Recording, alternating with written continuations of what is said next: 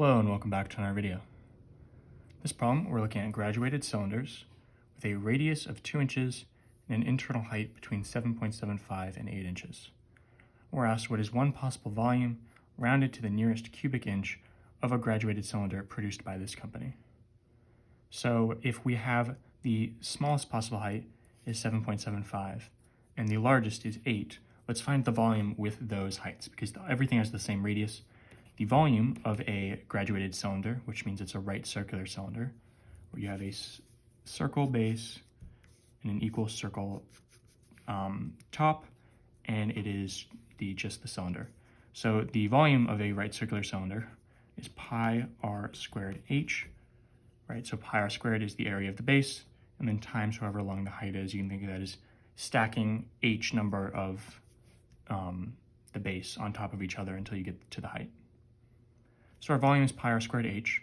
So the smallest possible cylinder we could have would be pi times r squared is 2 squared times h, the height is 7.75.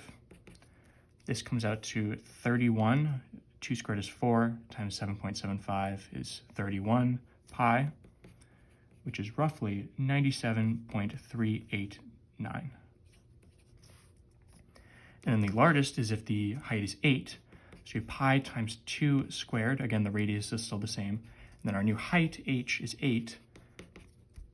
2 squared is 4 times 8 is 32. And then don't forget the pi. And this is roughly 100.53. So the range of our volume, it has to be less than or equal to 100.53. It has to be greater than or equal to 97.389. because this is the smallest possible and this is the largest possible. And we are looking for to the nearest cubic inch. So what whole values are in between this range? Well, you have 97.389. And then after that, you have 98, 99, 100, and then you get the maximum of 100.53. So you can pick any of these and write them down. I'll just choose 100 as my final answer. As always, thank you for liking and subscribing, and I'll see you in the next video.